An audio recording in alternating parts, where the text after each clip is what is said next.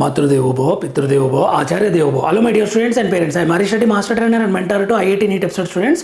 Today's session వచ్చేసి January 21 shift 1 shift 2 morning session afternoon session paper ఎలా వచ్చింది, ఓవరాల్గా ఎలా ఉంది, సబ్జెక్ట్ వైజ్ ఎలా ఉంది, ఇంపార్టెంట్ టాపిక్స్ ఏంటి, ఇప్పుడు నెక్స్ట్ షిఫ్ట్లో రాసే స్టూడెంట్స్ ఎక్కడ అలర్ట్ కావాలనేది డిస్కస్ చేసే ప్రయత్నం చేస్తాను. లాస్ట్ వరకు చూడండి మై డియర్ స్టూడెంట్స్.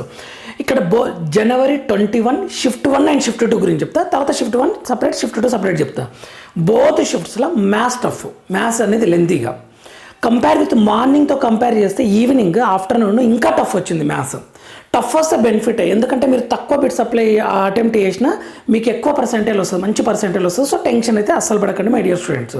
మరీ ఈజీగా వచ్చిందంటే చాలా టెన్షన్, ఎందుకంటే ఎంత ఎక్కువ మార్కులు వచ్చినా తక్కువ పర్సెంటేజ్ వస్తుంది. సో మ్యాథ్స్ అనేది రెండింటిలా టఫే వచ్చింది, లెంతీ వచ్చింది. మార్నింగ్తో పోలిస్తే ఆఫ్టర్నూన్ ఇంకా టఫ్ వచ్చింది మ్యాథ్స్. ఇది స్టూడెంట్స్ ఫీడ్బ్యాక్ తీసుకొని చెప్తున్నా. Students, subject experts, paper standard అవన్నీ చూసి మీకు అనాలిసిస్ ఇవ్వడం జరుగుతుంది. లెందీ అనమాట.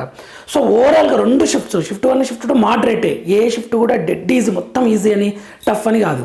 అయితే పేపర్ ఈజీ అని ఎలా చెప్తామంటే, ఏమన్నా రెండు సబ్జెక్టులు చాలా ఈజీ వచ్చి ఒక సబ్జెక్ట్ టఫ్ వస్తే ఈజీ అనొచ్చు. కానీ ఇక్కడ ఏమైంది అని అంటే, ఏ సబ్జెక్ట్ కూడా వెరీ ఈజీ కాదు, వెరీ టఫ్ కాదు. మ్యాథ్స్ ఒక్కటే, మూడింటిలో మ్యాథ్స్ ఒకటే సమ్ లెంతీ అనమాట. టఫ్ అని ఎప్పుడు అంటాం, టైం ఎక్కువ తీసుకుంటే టఫ్ అంటాం. ఇంకొకటి ఇక్కడ ఇంపార్టెంట్ చాప్టర్స్ ఏంటి అంటే 3D geometry, vectors, algebra, more questions వచ్చినాయి మ్యాథ్స్ నుండి. ఇక్కడ కెమిస్ట్రీ విషయానికి వచ్చేసరికి మార్నింగ్ షిఫ్ట్ కెమిస్ట్రీ చాలా టఫ్. అంటే టఫ్ అంటే ఏదో తెలియని క్వశ్చన్ అని, మోర్ అప్లికేషన్ క్వశ్చన్ అని కాదు, టైం కన్జ్యూమ్ చేసేదన్నమాట. ఎలా అంటే మోస్ట్ ఇనార్గానిక్. మనకు స్టూడెంట్స్ ఎలా ఆలోచిస్తారు, ఇనార్గానిక్ అంటే ఈజీ, డైరెక్ట్ ఉంటాయి అని మనకు ఐడియా ఉంది గత షిఫ్ట్ కొన్ని సంవత్సరాల నుంచి. ఇక్కడ ఏం చేసిండంటే తెలివిగా సమ్ ట్రిక్కీ బేస్డ్ ఇచ్చిండు అనమాట. లెంతీ ఇచ్చిండు. Assertion and reason, multiple options, ఎన్ని కరెక్ట్ ఉన్నాయి అంటే ప్రతిదాన్ని చెక్ చేయాలి.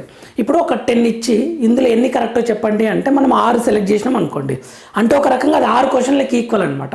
అలా టైం కన్జ్యూమ్ చేసిండు, చాలా టైం తీసుకుంటే కెమిస్ట్రీ విషయానికి. ఫిజిక్స్ వచ్చేసి easy moderate, easy to moderate. రెండు షిఫ్ట్లో ఈజీ టు మోడరేట్. కొన్ని క్వశ్చన్స్ డైరెక్ట్ ఫార్ములా బేస్డ్ వచ్చాయి కాబట్టి ఈజీ అంటాం. మోడరేట్ అని ఎందుకు అంటాము అంటే కొంచెం క్యాలిక్యులేషన్ పార్ట్ ఉంటే మోడరేట్ అంటాం.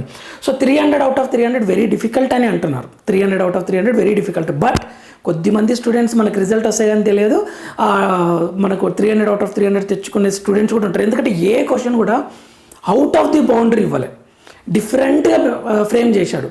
అవుట్ ఆఫ్ ది బౌండరీ ఇవ్వలేడు అనమాట. ఇది ఎన్సీఆర్టీ లేనే లేదు, ఇది చాలా అడ్వాన్స్ లెవెల్ క్వశ్చన్, అసలు ఈ క్వశ్చన్ ఇంపాసిబుల్ చేయడము అనేటట్లయితే లేదు. నెక్స్ట్ ఫిజిక్స్ విషయానికి వస్తే modern physics, electricity and optics, thermodynamics నుంచి డైరెక్ట్ ఫార్ములా బేస్డ్ క్వశ్చన్స్ వచ్చాయి.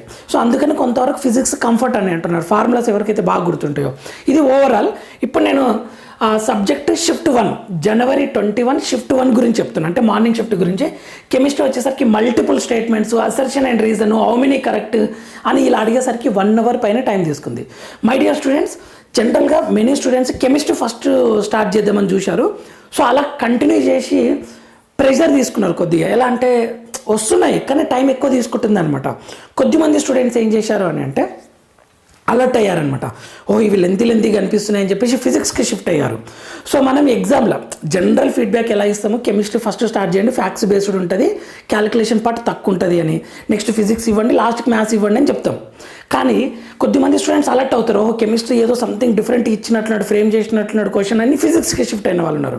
అలా తెలివిగా మీరు డిసిషన్ తీసుకోవాల్సి ఉంటుంది మై డియర్ స్టూడెంట్స్. ఎందుకంటే సిచ్యువేషన్ బట్టి జనరలైజ్డ్ స్టేట్మెంట్ ఈస్ డిఫరెంట్. ఆ సిచ్యువేషన్కి తగ్గట్లు మీకు సూటబుల్ అయిన సిచ్యువేషన్. కొద్దిమంది స్టూడెంట్స్ కెమిస్ట్రీ స్టార్ట్ చేశారు, కెమిస్ట్రీ కంప్లీట్ చేశారు.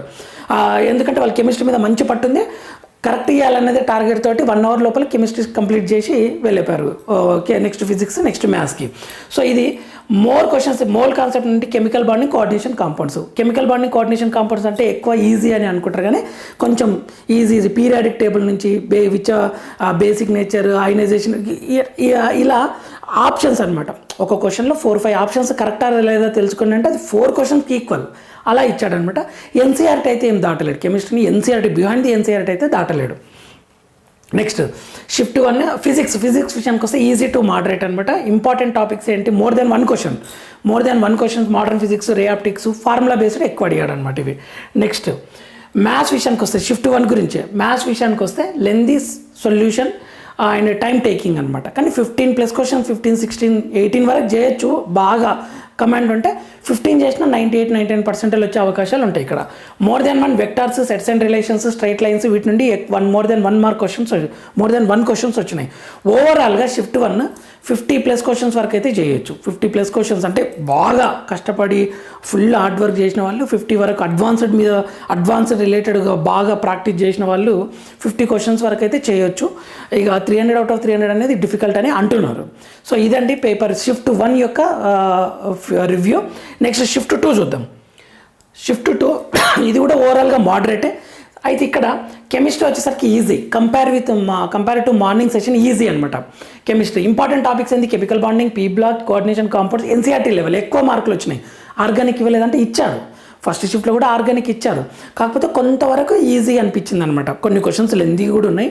ఎన్సీఆర్టీ అయితే దాటలేడనమాట. సో ఓవరాల్గా ఈసారి జనవరి 21 రోజు ఇనార్గానిక్ని టార్గెట్ చేసిండని అర్థమైంది అనమాట. దాని నుంచి కొంచెం కొత్తగా ఫ్రేమ్ చేసిండు, కొన్ని ఎక్కువ క్వశ్చన్స్ వచ్చాయని మనకు అర్థమవుతుంది. ఇది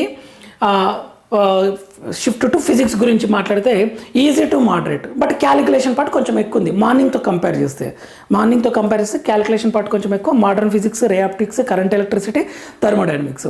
ఫార్ములాస్ కనుక పర్ఫెక్ట్ ఉన్నారు అంటే మీకు పేపర్ ఈజీ అనిపిస్తుంది. ఎందుకంటే ఫార్ములాస్ పర్ఫెక్ట్ ఉంటే స్పీడ్, యాక్యురసీ వచ్చేస్తుంది కదా. ఫార్ములా గురించి ఆలోచించి సగం టైం వేస్ట్ చేసుకున్న స్టూడెంట్స్ ఉంటారు, వాళ్ళకి టఫ్ అనిపిస్తుంది అనమాట. సో ఇది ఒకటి. నెక్స్ట్ ఇది మ్యాథ్స్ విషయానికి వస్తే tough, compare with morning tough paper. ఇది 15+ వెరీ డిఫికల్ట్. 15 వరకు చేయాలంటే చాలా డిఫికల్ట్ అనమాట. ఒక 10 to 12 క్వశ్చన్ చేసిన స్టూడెంట్స్ ఎక్కువ ఉన్నారు, 15 వరకు వచ్చింది తక్కువ ఉన్నారు స్టూడెంట్స్. నేను తీసుకున్న టాప్ బ్యాచ్ స్టూడెంట్స్ యొక్క ఫ్యాకల్టీ, టాప్ బ్యాచ్ స్టూడెంట్స్తో ఫీడ్బ్యాక్ అండ్ ఫ్యాకల్టీ వాళ్ళందరితో తీసుకున్న ఫీడ్బ్యాక్ ఇదనమాట. నెక్స్ట్ టాపిక్స్ వచ్చేసి vectors, 3D and conics, inverse, trigonometry వీటి నుండి కొన్ని క్వశ్చన్స్ వచ్చింది. అంటే మనకు ఉన్నాయి 25 క్వశ్చన్స్ కదా, ఒక చాప్టర్ నుంచి 2 క్వశ్చన్స్ అలా ఇచ్చారంటే ఈ వెయిటేజ్ ఎక్కువ ఉన్నట్లే అనమాట. సో దీని కూడా 50+ క్వశ్చన్స్ అయితే 99% అబవ్ వస్తుంది. 200 మార్క్స్ వచ్చిందంటే మీరు చాలా సేఫ్ జోన్లు ఉంటారు. ఇంకా 180 ఓవరాల్గా చెప్తా చూడండి. ఓవరాల్గా మోడరేట్, షిఫ్ట్ 1, షిఫ్ట్ 2 మోడరేట్. ఏది ఈజీ కాదు, ఏది టఫ్ కాదు. ఇప్పుడు వెళ్ళే స్టూడెంట్స్ భయపడకండి, నాకు కెమిస్ట్రీ టఫ్ ఇస్తాడా, నాకు ఫిజిక్స్ టఫ్ ఇస్తాడా, నాకు మ్యాథ్స్ టఫ్ ఇస్తాడా అని. జనరల్గా అయితే మ్యాథ్స్ నాకు తెలిసి లెందీగానే ఇస్తాడు. ఫిజిక్స్, కెమిస్ట్రీ మీకు వచ్చిందంటే ఈజీ, మీకు రాలేదంటే టఫ్. ఫార్ములాస్ ఒకసారి రివైజ్ చేసి వెళ్ళండి my dear students. 45 to 50 questions ఉంటే టాప్ NITలో వచ్చే అవకాశాలు ఉన్నాయి ఈ పేపర్ని బట్టి. ఎందుకంటే డెడ్ ఈజీ కాదు, కొన్ని ఇయర్స్లో వెరీ డెడ్లీ ఈజీ. ఇది చాలా ఈజీ పేపర్ అన్నట్లయితే కాదనమాట ఇది. సో ఇది ఫార్ములాస్. ఫైనల్గా ఏంటి అంటే నెక్స్ట్ సెషన్స్కి రాయబోయే వాళ్ళు ఫార్ములాస్, ఎన్సీఆర్టీ అండ్ మీరు ఏమైనా షార్ట్ నోట్స్ కనుక ప్రిపేర్ చేసుకోండి, అది మాత్రమే చూసుకోండి, కొత్తవి చూసుకోకండి. ఓకే, నెక్స్ట్ మీరు ఒకటి స్టార్ట్ చేస్తామనుకుంటున్నారు, మీరు ఒక ప్లాన్తో వెళ్ళారు, మ్యాథ్సా, ఫిజిక్స్కా, కెమిస్ట్రీ అని. మీరు స్టార్ట్ చేస్తుంటే ఏదైనా లెందీ అనిపించింది, ఇంకో క్వశ్చన్ చూడండి లెందీ అనిపించింది, ఇంకో క్వశ్చన్ చూడండి లెందీ అనిపించింది, అప్పుడు ఇమ్మీడియట్గా బ్యాక్ సైడ్ నుంచి రండి. ఓకే, లేదా ఇంకొక సబ్జెక్ట్కి షిఫ్ట్ అవ్వండి. అది అలా చేసిన వాళ్ళు ఎక్కువ క్వశ్చన్స్ని అటెంప్ట్ చేశారనమాట. మీకు ఎగ్జామ్లో ప్రాబ్లం అయ్యేది టైం ఫ్యాక్టరే. ఒక కెమిస్ట్రీకే 1.5 hours ఇచ్చారనుకోండి, అప్పుడు ఏమనిపిస్తుంది, అరే ఒక సబ్జెక్ట్కి 25 క్వశ్చన్స్ ట్రై చేయడానికి నాకు 1.5 hours పట్టింది, ఇంకా 50 క్వశ్చన్స్కి 1.5 hours మిగిలింది కదా అని మీరు ఒక్కసారిగా ప్రెషర్లో, ఒత్తిడిలకు లోన్ అవుతారనమాట. అందుకే మీరు తెలివిగా నాకు వచ్చిన క్వశ్చన్స్ ఎన్ని, ఫిజిక్స్లో ఎన్ని, కెమిస్ట్రీలో ఎన్ని, మ్యాథ్స్లో ఎన్ని అని ఈజీ క్వశ్చన్స్ని ట్రై చేయండి, నా సజెషన్.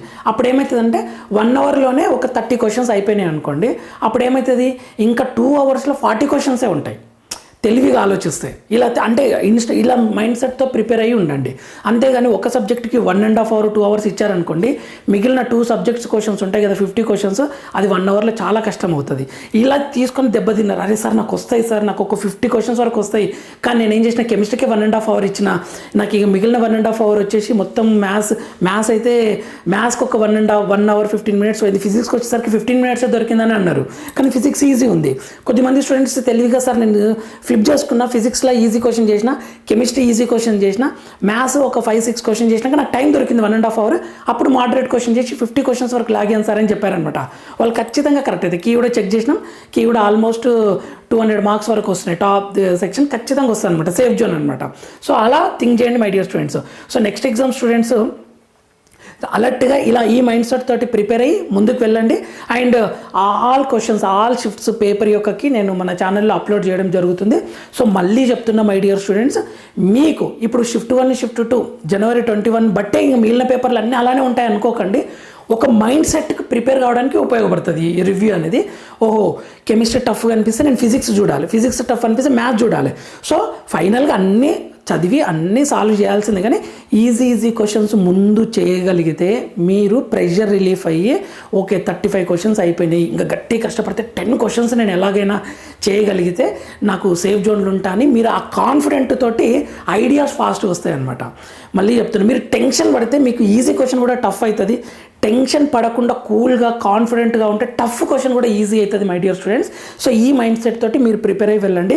మీరు ముందర కూర్చుని అంటే అన్ని క్వశ్చన్స్ ఈజీగా అనిపడవు, అన్ని క్వశ్చన్స్ టఫ్ అనిపడవు. కొన్ని క్వశ్చన్స్ ఈజీ అనిపిస్తాయి, కొన్ని మోడరేట్ అనిపిస్తాయి, కొన్ని వెరీ టఫ్ అనిపిస్తాయి.